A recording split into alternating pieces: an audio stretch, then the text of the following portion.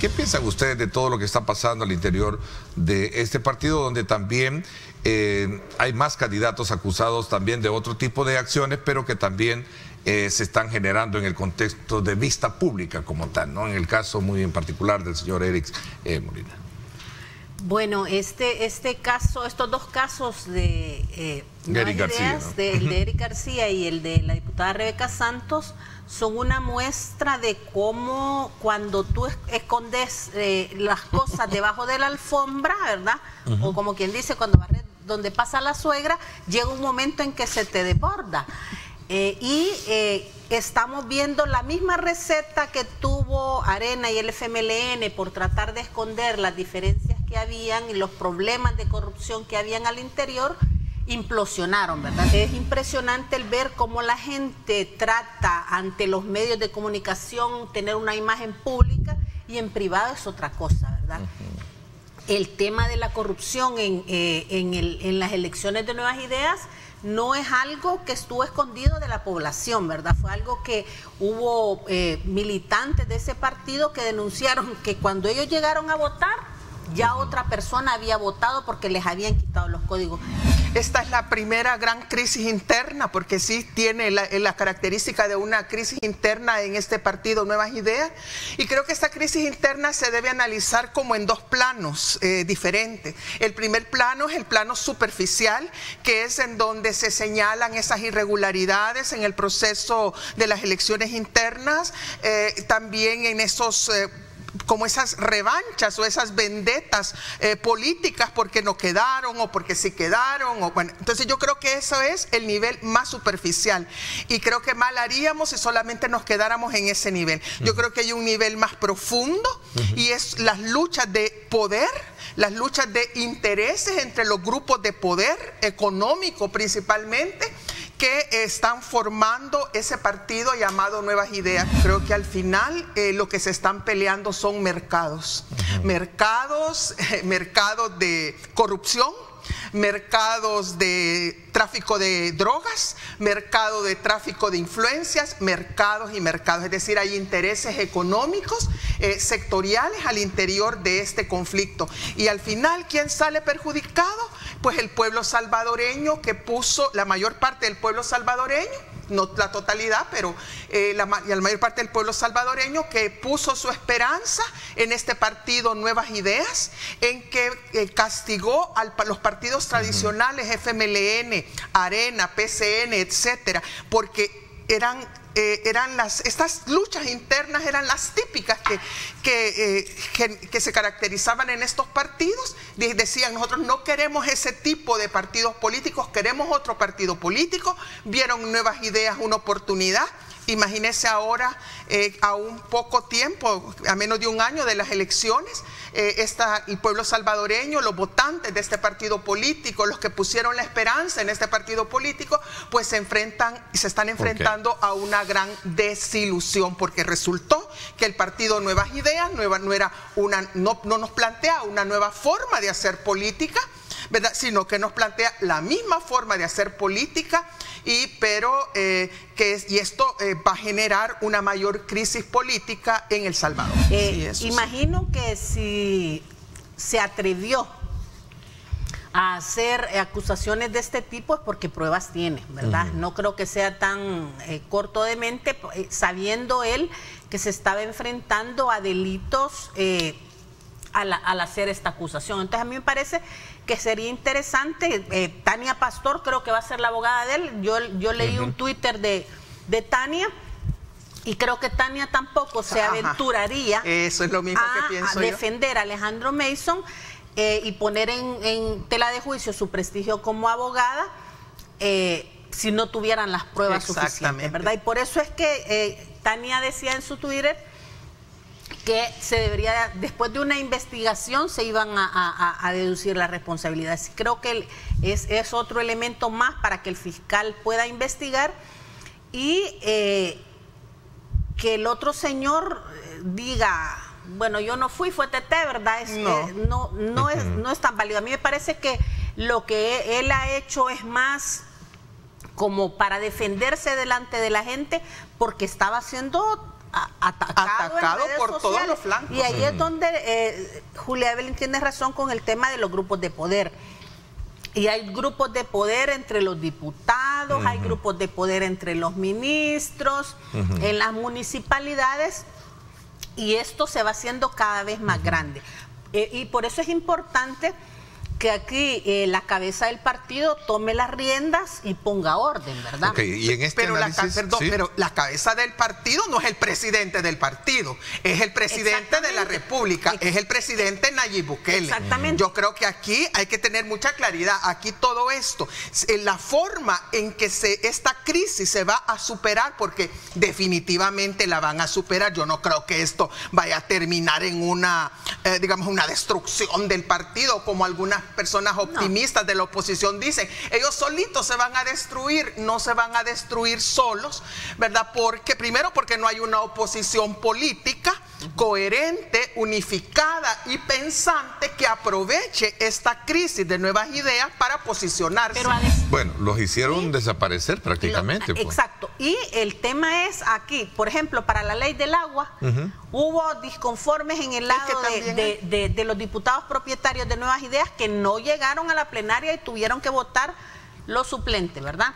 En el caso de la elección del fiscal, igualmente. En el caso de la aprobación del presupuesto 2021, igualmente. Entonces, el costo para algunos de estos disidentes en la votación, ¿verdad? O renegados en la votación, fue que ya no van como diputados, ¿verdad? Algunos ni se inscribieron. El caso de Brooke, por ejemplo, no tuvo ni ánimo de inscribirse porque ya sabía que le iban a dar en la nuca, es historia antigua, ese no, ya no cuenta. Entonces, esas situaciones se están dando. Hay ministros que, por ejemplo, o viceministros que en vez de trabajar por la gente están trabajando para hacer un capital propio, ¿verdad? Sí. Como para hacer fuerza, para hacer músculo para ellos y después ir a negociar con el presidente. El presidente no debe permitir que estas cosas se sigan dando.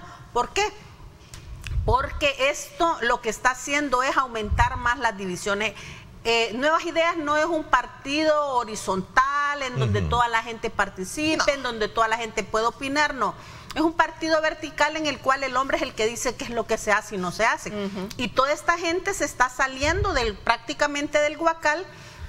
Y en el caso de los ministros, creo que es tiempo también que se haga una limpia, ¿verdad? Hay ministros que no han funcionado y que de lo que están sirviendo es de atraso en el gobierno y que están agarrando bando también. Entonces yo creo que debería de hacerse un análisis realmente exhaustivo para que la población no se siga desencantando, porque ya empieza el desencanto y de continuar y no controlarse en este momento le va a suceder lo que le sucedió a Arena y lo que le sucedió al FMLN, que tenía tanta gente que en vez de hacerle bien le hacía mal. Pero a mí me ha llamado bastante la atención la estrecha relación de Alejandro Mason con el expresidente Mauricio Funes, asilado en Nicaragua. Las cosas, como no solo el nivel de comunicaciones de tanta confianza, la información que se compartían mutuamente, sino que entonces parece que en este gobierno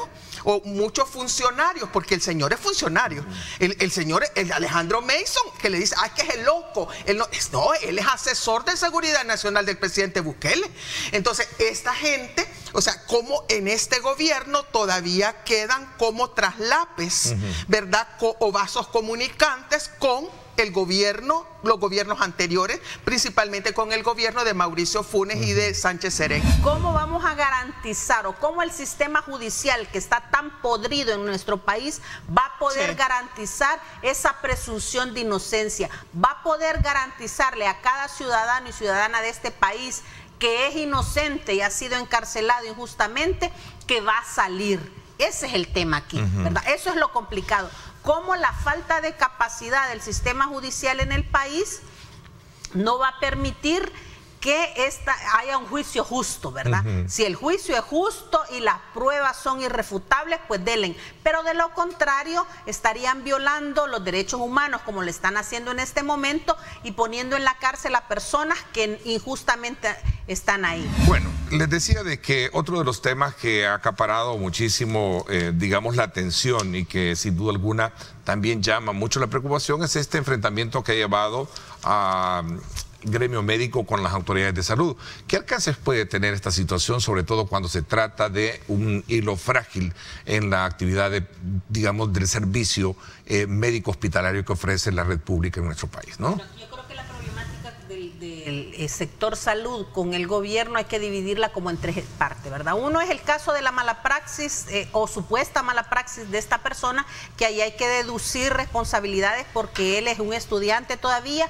¿Dónde estaban los responsables de esto? ¿Cuáles fueron los incumplimientos a los protocolos? Entonces, por eso es importante una auditoría forense a este caso, ¿verdad? Para poder determinar quién tuvo la mayor responsabilidad. Pero no, a este pobre hombre ya lo condenaron, ya el juicio público, el juicio de la sociedad de este hombre ya lo perdió y ahora solo falta, ¿verdad? El tema penal, ¿verdad? Pero el escarnio público ya para él y su familia ha sido terrible. Creo que esta mesa que se ha hecho con el Ministerio de Trabajo más puede servir para ver la problemática de salud, la falta de medicamentos, las malas condiciones de trabajo, pero no para solucionar el problema de estas compañeras, ¿verdad? De estas profesionales de la salud. ¿Por qué? Porque la mesa es poco representativa. Ese es el problema. Esa mesa no representa, esa mesa no representa al sector salud. Y hay que ver y evaluar si lo que se está haciendo hasta el momento en el sistema de salud es lo que se debe hacer, porque es preocupante que, por ejemplo, hayan tantos menores y personas mayores también que hayan fallecido por enfermedades gastrointestinales y respiratorias en estos días, ¿verdad? Sí, claro. Que los casos de COVID van en incremento, pero también la falta de vacunas que hay en el país. Sí, exactamente. Hay enfermedades que han sido erradicadas en el país y que pueden regresar por la falta de vacunas, ¿verdad? La falta de promoción que hay, por ejemplo, de la importancia de la vacunación, y no solo a los menores, porque nosotros nos preocupamos por vacunar a los menores. ¿Y los adultos mayores es necesario que tengan su esquema de vacunación completo, pero esas cosas no se están dando. Entonces aquí el tema es cómo desde el Estado vamos a garantizar el derecho humano a la salud, pero también el derecho humano al trabajo de los médicos y a la libertad de expresión, porque incluso hay muchos trabajadores de la salud que están diciendo se nos prohíbe que digamos que no tenemos insumos, que no tenemos medicamentos, que las citas, por ejemplo, las están dejando para 2024 o 2025, tanto en el Seguro Social como en el sistema del Ministerio de Salud. En bienestar magisterial tenemos otro problema enorme también con el gremio de educación, ¿verdad? El sector magisterial, que no está teniendo la atención debida. ¿Cuál es el balance de las emergencias tras haber sometido, desde luego, a desarrollar un plan de atención que se dio hoy con motivo de las vacaciones así de receso laboral que hemos tenido en este periodo de semana de agosto? Sí, en efecto, como gobierno realizamos diferentes acciones para lograr que todos los indicadores de siniestralidad disminuyeran para esta temporada vacacional. Como Viceministerio de Transporte instalamos más de 1000 controles, incrementamos el número de pruebas antidoping que se realizaron. El año pasado se realizaron alrededor de 2000, un poco más de 2000 pruebas antidoping. Para este año hicimos un 73% más, hicimos arriba de las 3000 pruebas antidoping. Esto con el objetivo de verificar que todas las personas estuvieran cumpliendo con la normativa de tránsito.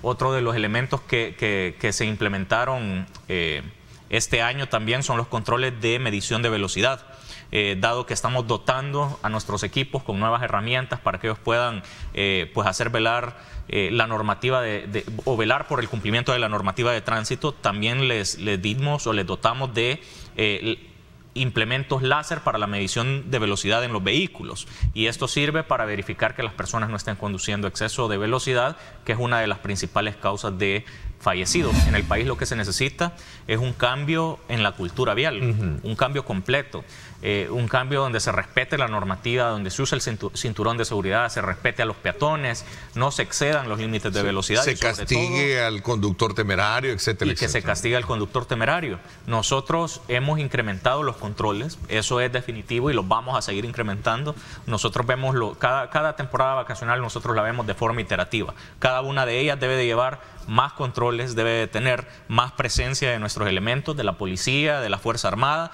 para que así podamos hacerle conciencia a la población de que si van a salir a la calle, si van a conducir un vehículo automotor, se van a encontrar este tipo de controles.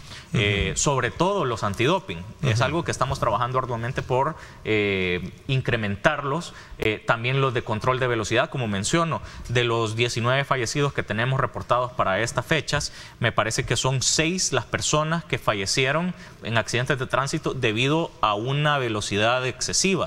¿Cómo va el tema de los semáforos inteligentes? Cuéntanos un poquito, ¿cuántos ya están funcionando y a dónde y cómo está todo ese desplazamiento de este tipo de tecnología? El proyecto como tal lleva un avance del 42%. Recordemos que en este momento ha pasado la parte más difícil, que es la construcción de la obra civil, todo donde va instalado los semáforos. Ya han empezado a instalarse diferentes semáforos, si no me equivoco son alrededor de 400, 500 los que ya fueron instalados de los 2.800, pero recordemos algo importante, y es que estos semáforos tienen que conectarse a un centro de control y monitoreo para poder ser ajustados en tiempo real y poder acoplarse a la diferente demanda del flujo vehicular. Esta es una de las fases que quedaría ya para lo que resta del año en este proyecto, que es la conexión de más de 88 kilómetros de fibra óptica, ¿verdad? Esto va a servir para que, como menciono, los equipos se conecten al centro de monitoreo, puedan ser manipulados en tiempo real por nuestro equipo, y también para que el mismo software pueda detectar los lugares donde se está generando más carga vehicular y acoplarse de acuerdo a esta demanda. Para nosotros es de suma importancia verificar que todas las personas cuenten con su licencia de conducir. Estamos verificando que porten implementos de seguridad. Se realizaron incluso dentro de estas vacaciones controles en conjunto con FONAT, con CONACEBI, donde se estaban entregando también arneses reflectivos para que les ayude a ser más visibles en horas de la noche. Estamos haciendo un llamado de atención en general. Bueno, parte de nuestra campaña de Cero Tragedias también se enfocó muchísimo en el tema de las motocicletas. Es algo a lo que le estamos apuntando muchísimo y, como menciono, es algo que se ha venido incrementando año con año, y es algo con lo que se tiene que trabajar y que tenemos que ver cómo se hace conciencia de esta población que maneja motos. Ahora, ¿hay estadísticas sobre la siniestralidad de este caso en particular? Sí, en específico para el caso de las motocicletas, como mencionaba, de los fallecidos, del total de fallecidos, del universo de fallecidos, de lo que va del año, el 42% son conductores de motocicletas. Es casi la mitad de los fallecidos que tenemos en nuestras carreteras son motociclistas. Y si vemos datos específicos para la temporada vacacional, veíamos que hay una reducción en términos generales del 51.3%. Pero si nosotros sacamos el dato únicamente para motocicletas, pues obviamente aquí ya tenemos que 9 de los fallecidos, de los 19 fallecidos que tuvimos, 9 son de motociclistas. Entonces vemos que prácticamente la mitad de los fallecidos que tuvimos para esta temporada vacacional han sido conductores de motos. ¿Qué tipo de mediación se logra tener en estos casos? ¿O es clara la ley de sancionarlo para identificar tecnológicamente a quien puede violar la ley por la velocidad que lleva en una carretera? Bueno, hay diferentes controles para evitar este tipo de confusiones. La primera de ellas es el tipo de equipo que se está utilizando. Primero, que cuando se realiza el control de velocidad, hay un elemento que es el radar láser y que funciona en conjunto con un dispositivo inteligente, un teléfono inteligente. Lo que hace es que inmediatamente se mide la velocidad, pero también se toma la captura con todos los datos del vehículo. Entonces, si llega a haber algún tipo de confusión de que se para el vehículo equivocado, Solo es cuestión de revisar, no, mire, este no es el vehículo, no son las placas, porque en la imagen queda también, queda guardado. Esto es un respaldo importante a la hora de constatar si la persona en efecto estaba conduciendo fuera de los límites de velocidad, y también es importante mencionar que toda persona tiene el derecho de apelar también cualquier infracción, ¿verdad? Y es un derecho que no se le puede negar. Bueno, y de proyectos que se tengan para lo que resta de los próximos meses. ¿Hay? Sí, estamos trabajando por digitalizar los trámites del Viceministerio de Transporte, facilitar todos los trámites que tengan que ver con nosotros. Estamos coordinándonos con Secretaría de Innovación para poder subirlos a la plataforma simple, hacer que sea más fácil para las personas, cualquier tipo de trámite que tengan que hacer, renovaciones de licencia, renovaciones de tarjeta de circulación, o cualquier trámite que tengan, porque son un sinfín de trámites los que nosotros tenemos, son alrededor de 130. Y estamos buscando también, ya tenemos arreglado el tema del botón de pago para que puedan hacer el pago de todos estos trámites de forma electrónica. Aún no está funcionando, solo nos falta ver un tema de facturación electrónica también, pero ya pronto vamos a estar haciendo este tipo de procesos 100% digitales.